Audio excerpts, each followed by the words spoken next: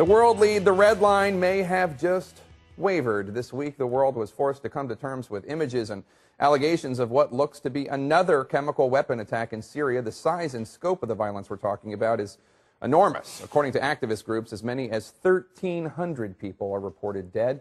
If true, it is the most horrific chemical weapon attack since the days of Saddam Hussein. It's also the largest one-day casualty report since this bloody, brutal war began in Syria over 2 years ago. A warning to our viewers, the video we're about to show you is deeply disturbing, but whether we're talking about Vietnam, Bosnia, Afghanistan, or yes, Syria, powerful images have the ability to change the perspective of both the people and their presidents, and so we show them to you now. Many of the dead we're talking about are children. Their bodies were lined up beside their mothers as evidence of the brutality. More disturbing video now and potentially more evidence. Britain's ITV News has now obtained video from what they say is a credible, independent Syrian filmmaker and journalist showing more victims. And again, women and children lying where they fell, seemingly suffocated. Syrian rebels say Assad's forces launched the attack. The government, as usual, denies it. President Obama is now responding to the allegations in an exclusive interview with CNN New Day's Chris Cuomo.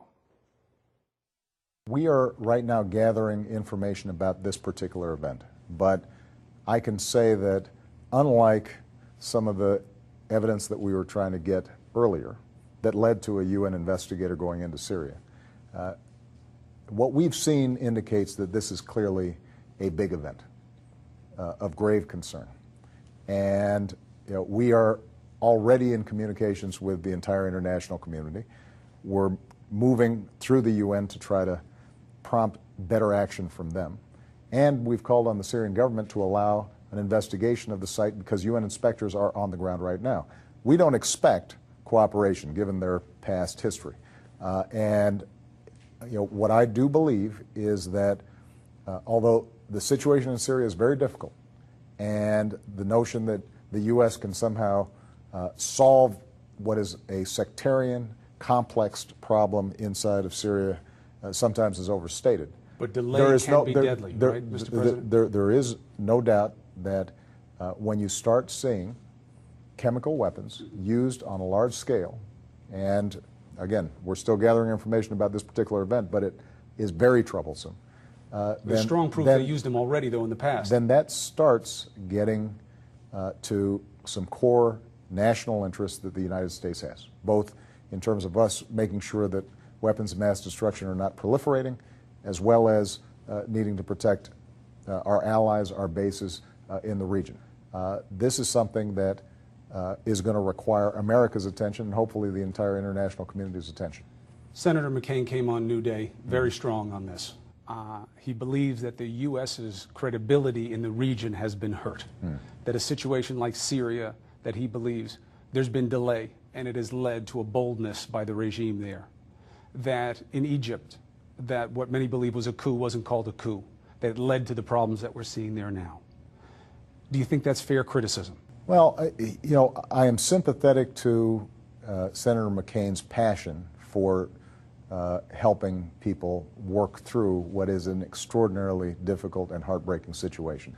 But what I think the American people also expect me to do as president is to think through what we do from the perspective of what is in our long-term national interest. Sometimes what we've seen is that folks will call for immediate action, jumping into stuff that does not turn out well, gets us mired in very difficult situations, can result in us being drawn in to very expensive, difficult, costly interventions that actually breed more resentment in the region. The red line comment that you made was about a year ago this week. Right. We know since then there have been things that should qualify for crossing that red line. Well, Chris, I've got to say this: when we take action, let's just take the example of Syria.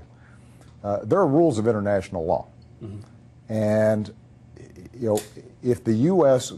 goes in and attacks another country without a UN mandate and without clear evidence that can be presented, then there are questions in terms of whether international law supports it. Do we have the coalition to make it work? And those are considerations that we have to take into account. Now, you don't believe we've seen enough? Well, this latest event is something that we've got to take a look at. So the president calls this something we have to take a look at, and for a closer look, I'm joined by Barry Pavel, former senior director of President Obama's National Security Council. He's been critical of how the Obama administration has handled this crisis, and of course, you're with the Atlantic Council. Barry, at the first mention of the red line in Syria, that was a year ago this week, you said the White House, quote, has painted itself into a corner. You obviously were not with the administration anymore. Explain the situation they're in now, given that red line a year ago.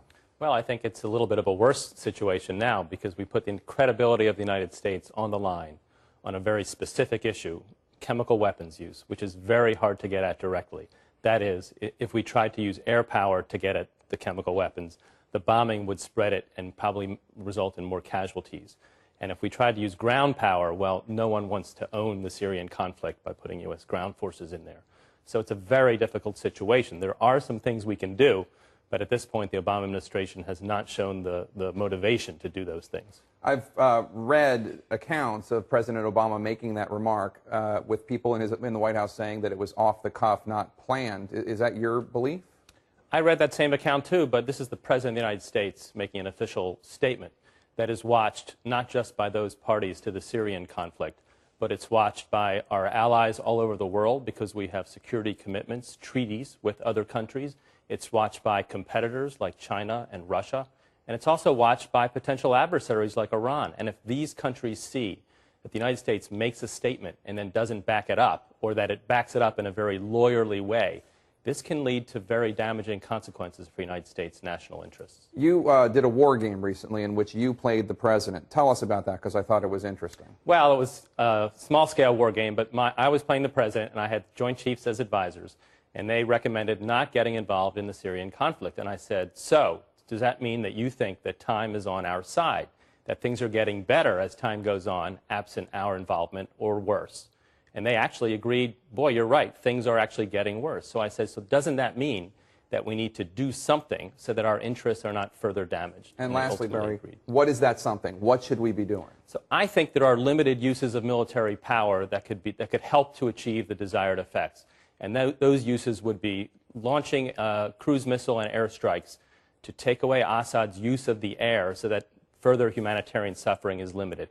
We could also launch strikes against Assad's military and make it very clear that these strikes are in direct response to his massive use of chemical weapons, and additional strikes would be forthcoming if additional chemical weapons are used. Third, I think we can do more to aid vetted rebel groups and help change the balance of power in the conflict. We can do those three things. We have about 20 seconds left. Are you disappointed with President Obama? I'm disappointed that we make a statement, even if it wasn't sort of staffed and fully planned, and then we don't back it up with something serious, because I do think that damages our interests on a global scale.